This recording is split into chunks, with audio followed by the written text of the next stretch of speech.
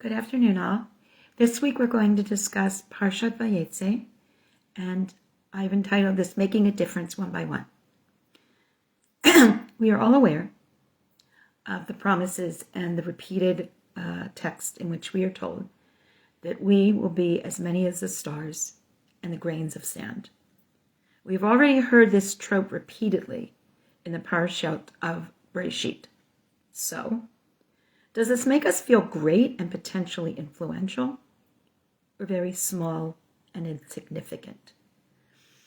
That depends on us, where we go, what we do, and how we bring our whole selves to the task of all that we take on.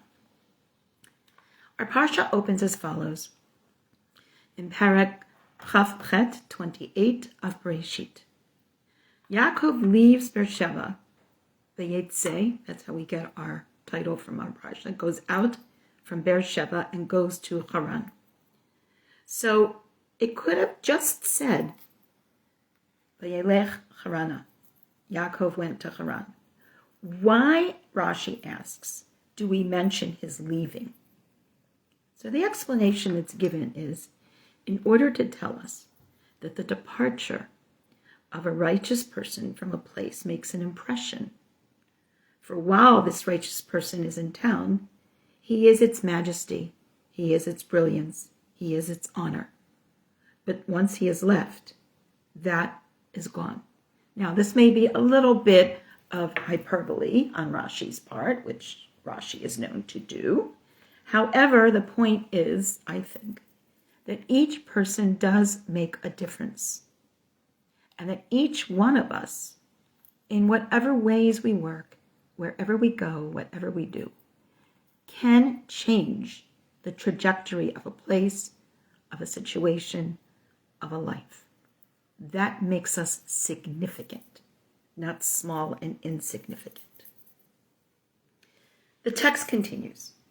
Yaakov comes upon the place, Vayifga b'makom, spends the night there, and takes the stones of the place and places them around his body and his head, and then he lies down to sleep.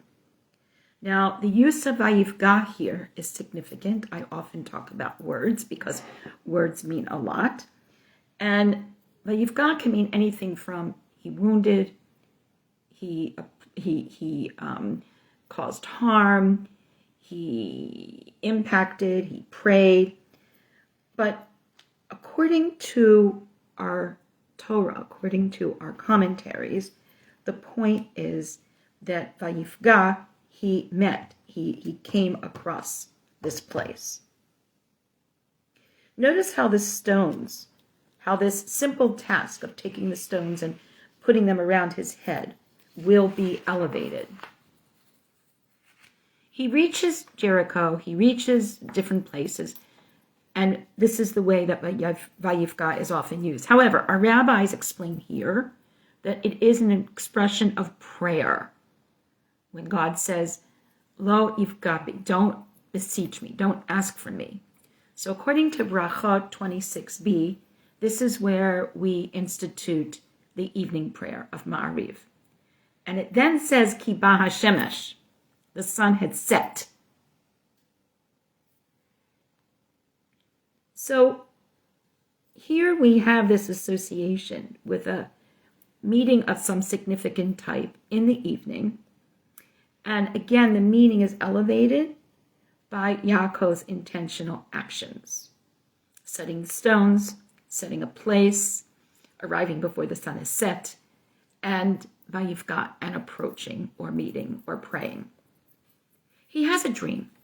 And here we have the sulam, here we have the ladder.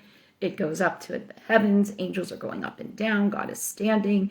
And what does God say? Ani Hashem Elokei Avraham Elokei Avicha Elokei Yitzchak Haaretz asher ata shochev aleha lecha etnana olezaracha. Now remember those stones?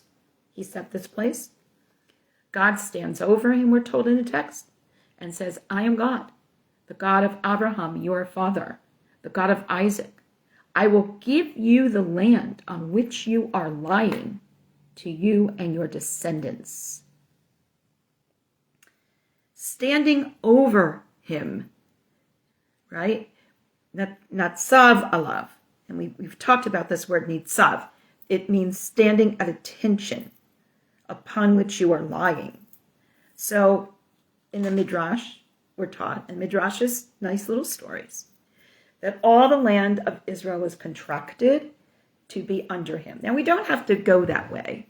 Actually learning various laws of purchase and selling and what have you, in Rambam. And as Rambam explains, Maimonides, if one sells a lot of lands to an individual, and you go and the person who is buying takes possession of one of those lands, that counts for all of it. So we don't have to come up with this miraculous idea that we contract all the land into one place. But by staking your claim, you have the land. Think about when you go to build a house and you place those property markers. That is indicating that that is your land. You don't have to contract it into one little stick.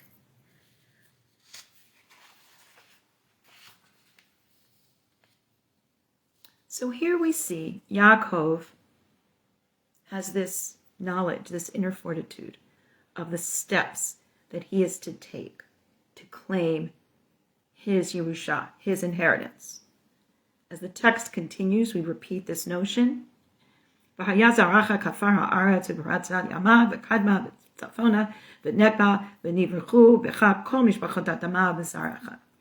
descendants will be as numerous as the dust of the earth. You will spread out. You will go to the west, to the east, to the north, to the south, and all families on the earth will be blessed through you and your descendants. Again, while the Midrash is lovely and it's very cute to imagine all the land chopped up into one little point, not really necessary. In fact, staking our claim counts for the expanse of where we are claiming. You will go strong. And many of us know this song from our youth groups, that you will be strong as you spread out. So here we see that God's presence is constant and obvious, but note that there are reminders along the way, nonetheless, to ensure, to protect, and to help us so that we do not forget and lose heart. Remember, Yaakov is alone, it's at night, it could be scary, but here we are seeing a source of strength. I am with you, says God. I will protect you wherever you go. I will bring you back to this land. I will not neglect my promise to Abraham. So here God is responding and is assuring Yaakov that God is with him. And Rashi wants us to acknowledge that this is significant because at this point, Yaakov is feeling perhaps dejected in terms of his fears, which have been fueled by Esav and by Lavan. But God promises him, you are not alone. Back to the idea of the poem of Footprints, which we have seen both in its Christian iteration and in its non-Christian iteration. When I saw two sets of footsteps, I knew you were with me, God. What happened when I only saw one? And God says, I was carrying you, my child. Now, this verse right here, when it says, I am with you, I will guard you, I will help you everywhere you go, serves for Rashi as a proof for God has not spoken previously with Yaakov. Now, I want to suggest that here is where many may have a problem in terms of the land, promising the land, obviously all the political vitriol and conflict that's going on today. But I'd like us to remember something. Remember, God does not reject. Saying this is what your mission is, this is what your mission is, this is what your mission is. Each one of us has a part to play, one by one. No one of us plays every part. Each group has its mission. God does not reject, but humans do. It's humans that don't understand. How can we simultaneously hold on to our promise from God and our mission and do so in a way that both validates us and does not invalidate other people? This is what I believe we as Jews are left to try to figure out in terms of what exactly it means to be an Am Skula, a chosen people. As we always ask, chosen for what? This is a huge challenge, and God holds us accountable for this, for as we saw in Toldot, we must keep track of the interactions in our narrative, what lessons are presented about balancing our sense of chosenness with the humility that we must exemplify in all that we do as we bring God into the world through our actions. Let's go back for a moment to that sand and stars motif that we see repeated. Stars are in the sky, they're majestic, they're beautiful. Sand grains we walk on, we can't even identify them. How can we be both? And the answer is, we are. And by being one, we're also the other. Yaakov at this point wakes from his sleep and says, Achen yesh Hashem b'makom hazeh, v'anochi lo yadati. Surely God is in this place, but I was not aware. How instructive that statement is. I took stones, I put them down, I slept on them. If I'd known it was a holy place, would I have done that? Do we recognize that God is in our lives? Do we recognize that what we do perhaps is what we should be doing? Here, Yaakov is becoming aware in increasing degrees of God's presence in his life, just as Abraham came to that understanding and Yitzhak came to that understanding. It was a process. It wasn't a given. We're looking at it from the inside, from the outside inside, and we see declarative statements. But we need to understand that behind every one of those declarative statements is a process, and within that process, a coming to understand of what it means to have God in our lives. As Rav Soloveitchik, Zichrono L'Shalom, teaches, when God appeared to Yitzchak in Bereshit, chapter 26, God identified himself as the God of Abraham, but not the God of Yitzchak, because Yitzchak had not yet developed his approach to God the way Abraham had done by then. And here we see the same thing. Here we are presented with God of Abraham and Yitzchak, who each came to their understanding of God, and one by one, we must each do so. Nobody can tell me what God means in my life, and I can't tell someone else. We each have to figure that out on our own. The Torah is teaching a really important lesson here, namely that Yitzchak, and this refers to a text in chapter 26 when it says, Yitzchak dug the wells of water which they had dug in the days of his father Abraham, which is another part of his path of becoming. That Yitzchak only drew water from the wells that his father had dug. He had not himself dug his own wells. He had not yet developed a unique approach to his work, to his religious understanding, to God. At this point, God had promised to bless Yitzchak and multiply his seed, but only for the sake of Abraham. However, each of the avot, each of the patriarchs, ultimately realized that it would be through their own individualized actions and initiatives that God would truly be in their journey at all points. This is really important to understand.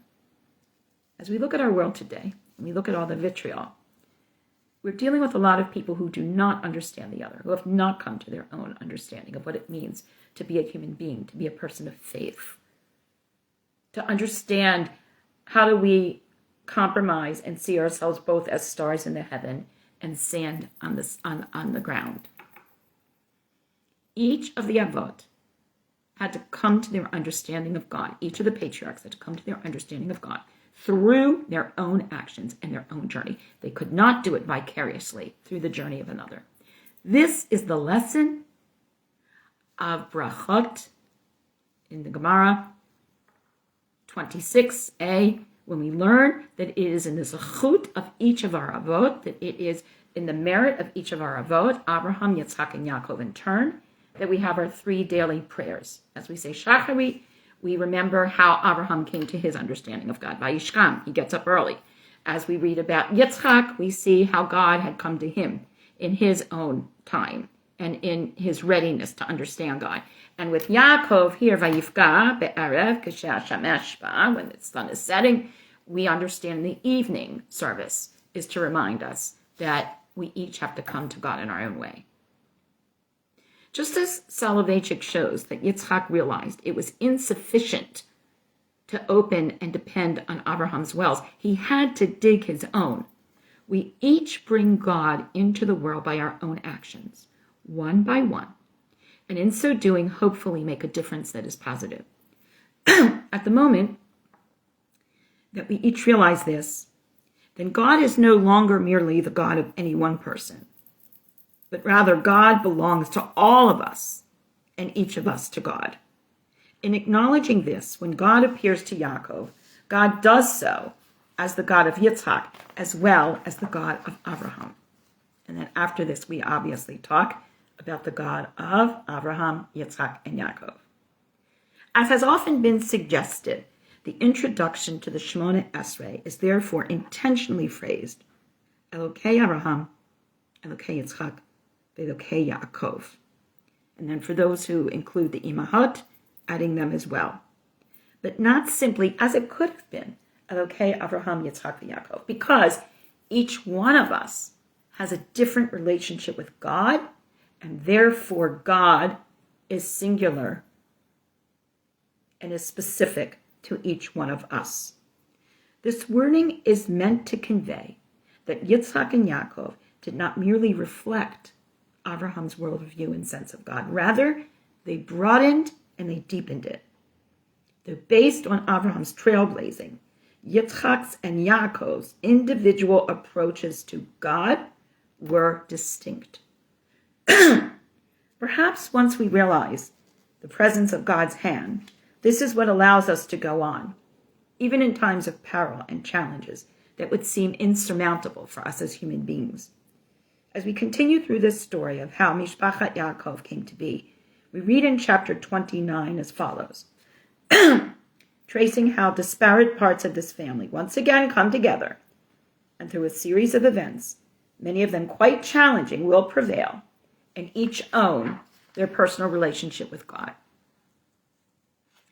Yaakov asks, "My brothers, where are you from?" And they just reply, "We're from Haran." He asks, "Do you know Lavan?" This is when he is, again, in the desert by himself.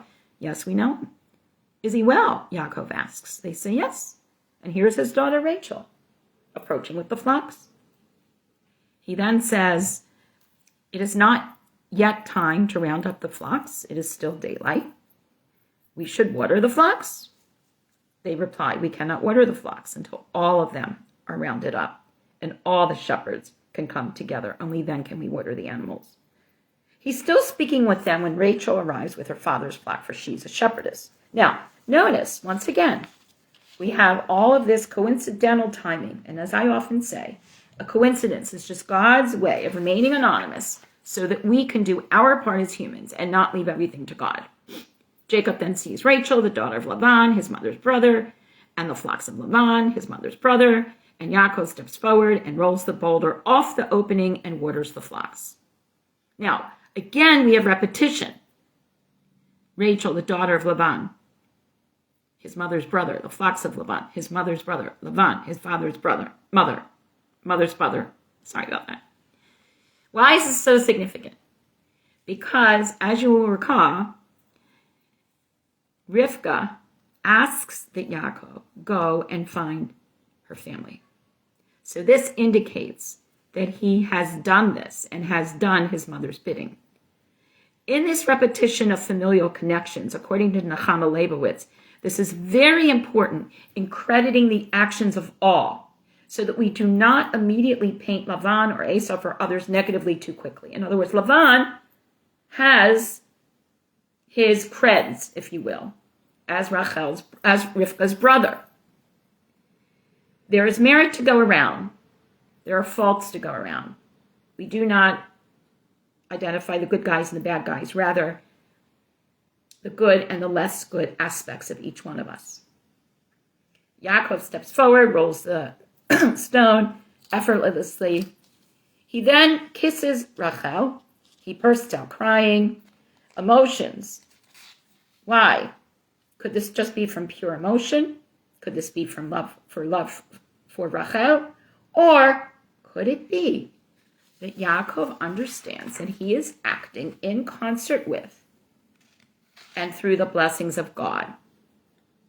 Lavan hears the news of the arrival of Yaakov. Vayhi kishma Lavan et shma Yaakov ben achato. Again, son of his sister. So Rivka is very, very present in this story as the connecting wire that brings all these people together. Familial connections are prevalent on both sides. Now, there will be more conflicts and trickery. We know this. Lavan will trick Yaakov, and he will marry Leah before Rachel, and he will work for him for many years. And there's all kinds of things that will happen that causes many of our commentators to claim that Lavan is dishonorable, while others will say Yaakov got his for what he did so much earlier to Esav and Yitzchak in his trickery. But at this moment, Vayomer lo Lavan, Ach atzmi ubasari ata vayashev imo chodesh yamim. Lavan says to Yaakov, you are truly my flesh and my blood. You are my sister's son. Yaakov stays with him for a month and tends his flocks. So my question is, how do we reconcile what is about to happen, the 14 years that Yaakov will work for Lavan? Is this justified? We can explain it culturally. Older daughters would be married off before younger ones. I know families where that still happens. But maybe there is a tikkun here. Maybe there is a resolution of midah connected midah, of teaching Yaakov a lesson. Yaakov will change. Yaakov will grow. Yaakov will progress. We do all that through the experiences we have. Maybe something else is going on here.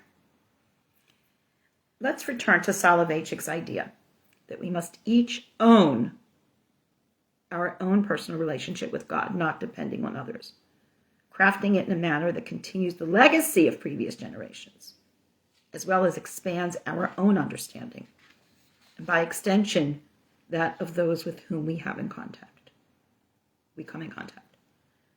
As Chassidut teaches us, according to the Rebbe, allegorically, Yaakov's departure from Beersheba and subsequent arrival in Haran mirrors the soul's descent from the spiritual realm into the physical world. Before this soul commences its own challenging mission that will give it ownership of its relationship with God, it is given the strength to succeed in the form of an oath administered by the heavenly court, enjoining it to act righteously. It is in this context, the Rebbe teaches, Yaakov left Beersheba, the well of the oath. Be'er, well, Sheba, oath. Alluding to the oath taken by the soul before descending into this world. The soul fulfills its mission by going and being accompanied by the angels going back and forth. So the Rebbe is looking at this as very much something that happens on the earth with stones and dreams and all these things that but also on another, less temporal, much more spiritual level. Allegorically, therefore, the Rebbe teaches, the verse means that when the soul descends from the spiritual world, Beersheba, into the physical world, Haran, and performs its holy work there, it reveals that the world, which initially conceals godliness, is in reality created and sustained by God. I'm part of a wonderful multi-faith world, and we have a faith dialogue group that we meet periodically, and we have this wonderful professor, Larry Sibley, one of my amazing teachers in the world, who brought to our faith dialogue this past week the work of St. Augustine, where he talks about the world of God and the world of the earth, and how do we bring them together? How do we acknowledge the differences? How do we acknowledge the parallel planes on which they function? And how do we bring them? And he talks about this notion of holy impatience. When I look around me and say, well, why can't everybody just get it? What are we all doing all this for? What's going on here? His idea is that We have to be ready, and God has to be ready at the same time. And we have to have holy impatience until everything evolves and comes together coincidentally. I love that concept. The essence of the soul, going back to the Rebbe, not only enables us to fulfill our divine mission even when we feel stone-like, right, the stones, and uninspired, perhaps like the stone on which Yaakov slept on in our Parsha, it likewise enables us to combine and elevate the seemingly multifarious and lifeless stones of the mundane world into one united home for God. So the Rebbe is talking about this from a Jewish context. St. Augustine is talking about this from a Christian context. As Yaakov has taught us through his descent, the soul's primary purpose in this world is to elevate physical reality by using it for godly and goodly ends, thereby revealing the divinity hidden within it. This purpose is alluded to in the phrase, he took some of the stones of that place, since the word for that place, hamakom, also means space in general, and space together with time forms the basis of physical reality. Hamakom is yet another veiled name for Ribono Shel Olam. Remember, help will come from that place. Hamakom, says Esther in her own drama. Just as Yaakov combined the many stones into one, and the Midrash would have the land contract into that small space metaphorically, so it is the soul's task to reveal the inherent unity of reality by consecrating it to God's purpose. This one stone can then be transformed, as Yaakov says, into a home for God. As we each take the stones we find on our path and bring them together in a way that brings God into our world, one by one, we can collectively work toward fulfilling the mission we have been given to make this earth home God's home. Shabbat Shalom. See you next week. Lihitraat.